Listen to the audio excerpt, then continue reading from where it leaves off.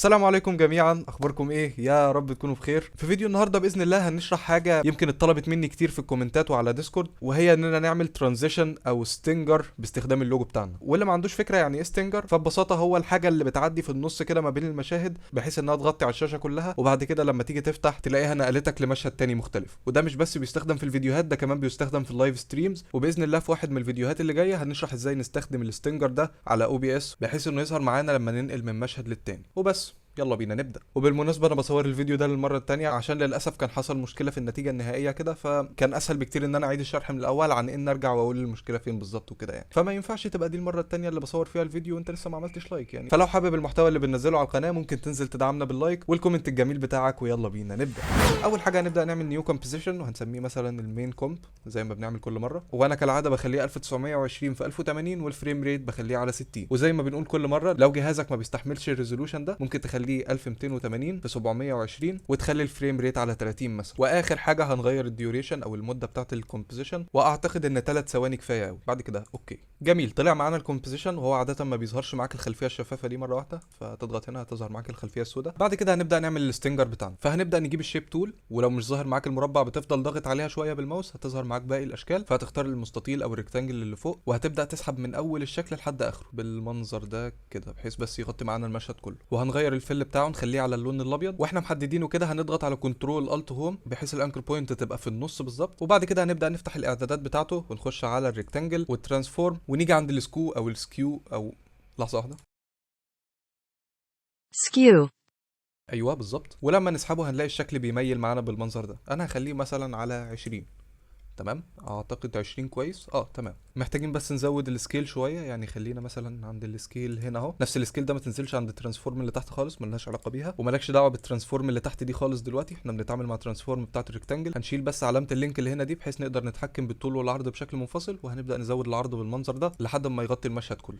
جميل. خلينا بقى نبدا نقفل الكلام ده كله، وهنسميه مثلا بي جي اختصار لباك جراوند، ونكتب وايت كده اهو. جميل. وخلينا برضو نديله لون مختلف، خلينا نشيل اللون خالص، وهنبدا نحركه بقى من اليمين للشمال. هنضغط على بي عشان نجيب البوزيشن ونحط كي فريم هنا، ونحرك الكي فريم لحد ثانيه بالظبط لحد هنا كده. تمام. ونبدا بقى نحركه ناحيه اليمين بالمنظر ده لحد ما يطلع بره الكادر خالص، ونبدا نشغل. هنلاقي ترانزيشن بيحصل معانا بالمنظر ده. هنيجي بعد ثانيتين نحط كمان كي فريم ونروح للاخر خالص ونخليه يكمل لحد الشمال بهذا المنظر. تمام. نبدا نشغل. جميل. هنظبط بقى الكي فريمز بتاعتنا نحددها كلها F9، نخش على الجراف اديتور وناخد الجزء اللي هنا ونحركه ناحيه الشمال خالص، والكي فريم اللي هنا ونحركه ناحيه اليمين خالص. نبدا نشغل زي الفل. بعد كده هنبدا نعمل منه نسخه كنترول دي، ونسمي النسخه دي مثلا الجراي عشان دي هتبقى اللون الاساسي بتاعنا او ده الخلفيه الاساسيه بتاعتنا، وهنخلي الفل بتاعها مثلا كده. تمام. ولما نيجي نشغل هتلاقي ان اللون الرمادي مغطي تماما على الابيض، فهنضغط عليه وبعد كده يو. هنرجع لورا خالص كده ونضغط على كنترول والسهم اليمين 3 مرات بحيث نحرك الهيدر بتاعنا 3 فريمات بالظبط او ايا كان المده المناسبه بالنسبه لك يعني. وهنسحب الكي فريم هنا كده بالمنظر ده. ولما نيجي نتحرك هنلاقي ان اللون الابيض ظاهر بس ان هو زي تابع كده او حاجه بتكمل المشهد بتاعنا بحيث يبقى شكله كويس. وهنتحرك بالظبط نفس عدد الفريمات من ناحيه اليمين 1 2 3 ونبدا نسحب الكي فريم ده هنا بالمنظر ده. نبدا نشغل. جميل. خلينا بقى نضيف اللوجو بتاعنا. فهنعمل كومبوزيشن جديد وهنسميه لوجو كومب مثلا. انتر. انا عن نفسي هستخدم اللوجو بتاع تايتنز الله يرحمه، وهدخله معايا الافتر افكتس بهذا الشكل. اوكي. خلينا بقى ندخله في الكومبوزيشن بتاعنا اللي هو اللوجو كومب. هنبدا نصغره لحد ما يبقى بمقاس مناسب كده مثلا كده. لو عايز تشوف شكله في الشاشه الكامله هيبقى عامل ازاي هتضغط هنا بس على الفيور، وفي زرار كده جنب الواحد اللي هو حرف الذال تقريبا او علامه المد حاجه زي كده. مجرد لما تضغط عليه هتلاقي المشهد كبر معاك وبقى تقريبا فول سكرين يعني. فاعتقد ان مقاسه كده كويس. الفكره بقى اللي انا عايز انفذها ان وسط ما السلايدرز دول بيتحركوا كده اللوجو هيتحرك حركه بسيطه خالص ناحيه الشمال اللي هو في نفس الاتجاه بتاعهم، وهم طالعين هيتحرك ناحيه الشمال اكتر شويه. تمام. فالفكره دي بسيطه جدا. احنا بس هنيجي من الاول هنا كده اللي هو هنا بالظبط. تمام مش مشكله. فنضغط على بي وهنزق الكي فريم ده لحد نص التايم لاين بالظبط اللي هو عند دقيقه ونص، وهنبدا نرجع للاخر وهنخلي اللوجو يبدا حركته من اليمين شويه. فخلينا مثلا نضغط هنا كده ونتحرك بالسهم ناحيه اليمين وهنكتب زائد قول مثلا 100. تمام. طيب زود كمان 100، يبقى احنا كده زودنا 200. لسه برضه حاسس المسافه قصيره زياده عن اللزوم، خلينا نزود كمان 100، يبقى احنا كده زودنا 300 بالظبط. خلينا بقى نروح لاخر الانيميشن خالص وهنعمل نفس الحاجه، بس بدل ما هنزود هننقص، فهقول ناقص 300 بالمنظر ده كده. عامة عندك القيم هنا اهي، هتبقى 660 في الاخر خالص، وفي الاول هتبقى 1260. ده لو انت بتستعمل ريزولوشن 1920 في 1080 اللي انا كنت استخدمته. تمام. خلينا بقى نحدد الثلاث كي فريمز مع بعض. F9، نبدا نخش على الجراف اديتور، وهنبدا ناخد الكي فريم ده وهنشد السلايدر بتاعه ناحيه اليمين وناحيه الشمال. هنبدا نشغل. جميل. انا بس مش عايزه يقف في النص، يعني عايزه يفضل يتحرك حركه بسيطه خالص، فممكن نرفع ده لفوق ونرفع الناحيه التانية زيها بالظبط. جميل. نبدا نشغل. جميل. خلينا بقى نجيب المين كومب ونضيف عليه اللوجو بالمنظر ده. خلينا نطلعه فوق، نبدا نشغل. حلو، مش وحش خالص. انا بس حاسس المسافات عايزه تزيد شويه، يعني خلينا مثلا في الاول هنا هنزود كمان 100 يا سيدي، خليها كمان 100، يبقى احنا كده زودنا 200 بالظبط. الناحيه اليمين هننقص نفس ال 200، ناقص 200. اوكي. نبدا نشغل كده زي الفل. محتاجين بقى نضيف خلفيه ورا اللوجو هتدي جو كويس للفيديو، فهنعمل كمان كومبوزيشن وهنسميه باك جراوند ونضغط على اوكي. الخلفيه بقى اللي اخترتها الفيديو النهارده هتبقى خلفيه منقطه كده بحيث تدي للترانزيشن شكل ديجيتال كده، فهنضغط كليك يمين نيو سوليد، وايا كان اللون بتاعه مش هتفرق، هنسميه بي جي مثلا اللي هي اختصار لباك جراوند يعني. وبعد كده هنضيف افكت اسمه فراكتال نويز بهذا الشكل.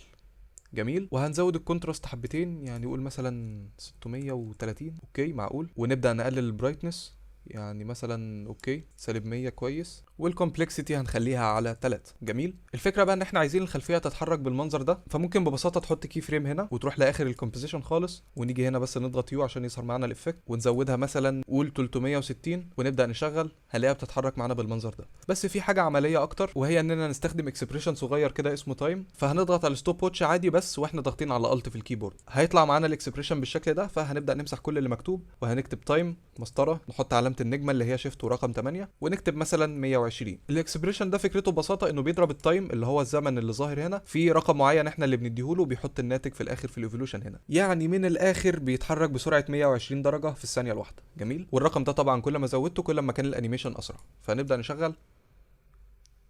اعتقد السرعه دي مناسبه جدا. هنضيف كمان افكتين، اول واحد فيهم هو سي سي بول اكشن. تمام. هنبدا نسحبه هنا، ده بيعمل لنا بكسله في الخلفيه. فهنخلي الجريد سبيسنج ب10 والبول سايز خليه مثلا على 20. اوكي تمام. طبعا عايزين نلون النقط، فهنجيب افكت كمان اسمه تنت بالشكل ده كده وهنبدا نضيفه، وهنسيبه زي ما هو هنا. هنعمل بس نسخه جديده من الباك جراوند دي، وهنغير لون النسخه الثانيه للون الاحمر مثلا اللي هو نفس لون اللوجو بتاعنا. وعشان انا انسان فزلكي فلازم اضغط على اللوجو هنا كده واقوم جايب الاي دروبر واجيب نفس اللون بالظبط اللي موجود في اللوجو، وكالعاده ما فرقتش في اي حاجه. طيب هنلاحظ ان اللون الاحمر غطى تماما على اللون الابيض اللي كان ورا. فاول حاجه محتاجين نعملها اننا هنخفي النقط السوداء وهنسيب النقط الملونه. فهنبدا نحدد الاثنين وهنغير المود بتاعهم. طبعا لو المود ده مش ظاهر معاك فبتضغط على F4 عشان يظهر، وهنخليهم على سكرين. طبعا الاثنين اندمجوا مع بعض فاحنا عايزين نفصلهم، فهنختار اي واحده فيهم. انا مثلا هغير في اللي تحت. هنبدا نفتح الافكتات بتاعتها وهنيجي عند الافكتس، بعد كده فراكتال نويز، وهننزل لحد ما نلاقي الايفولوشن، وهنعمل تعديل صغير بس على الاكسبريشن بتاعنا. هنكتب 180 زائد عشان نعمل شيفت 180 درجه ما بينهم. اول لما نطلع هنلاقيهم طلعوا معانا بالمنظر ده. جميل جميل. نرجع بقى للمين كوم ونبدا نضيف الباك جراوند تحت اللوجو بالظبط، وهنخلي المود بتاعها يبقى سكرين برضو، وهتطلع معانا بالمنظر ده. طبعا من قبل ما نعمل الخلفيه وانت ملاحظ المشكله الكارثيه اللي موجوده هنا، وهي ان الخلفيه واللوجو ظاهرين حتى من قبل ما الترانزيشن يبدا. فدي حلها بسيط جدا بالنسبه لاخواتنا اللي بيستعملوا نسخه 2023. انت بس هتيجي عند التراك مات اللي هنا، واللي لو مش ظاهره معاك برضو بتضغط على F4 فهتلاقيها ظهرت معاك، وهتبدا تسحب السلايدر ده عند الجراي، ونفس الحكايه بالنسبه للوجو، وهتلاقي الجراي اختفى فهتظهره بالشكل ده. ولما تيجي تشغل هتلاقيهم هما الاثنين بيظهروا من خلال اللون الرمادي اللي كنا ضايفينه قبل كده. تمام. حلو جدا. اما بالنسبه لاخواتنا اللي بيستعملوا اي اصدار من الافتر افكتس اقل من 2023 فهيتعبوا معانا حبه زياده. انا طبعا دخلت على نسخه 2023 وعملت مشهد شبيه باللي احنا عملناه تقريبا.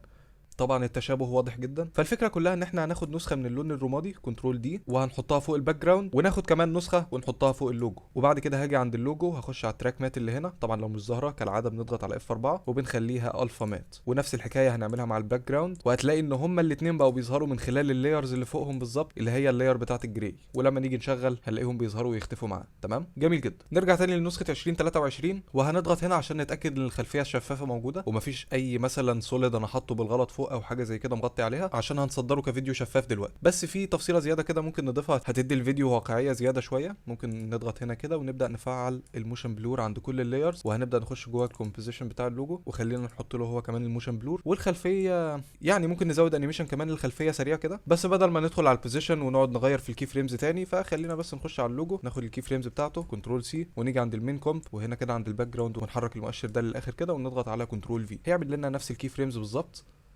كويس. احنا بس عايزينها تتحرك بسرعه اقل من اللوجو، ما تبقاش لازقه فيه كده، فعايزين بس نقلل المسافه اللي هي بتتحركها. فخلينا مثلا نزق دي كده شويه ونروح للناحيه التانية ونزقها بنفس المقدار لحد ما تبقى في نفس المكان تقريبا. نبدا نشغل.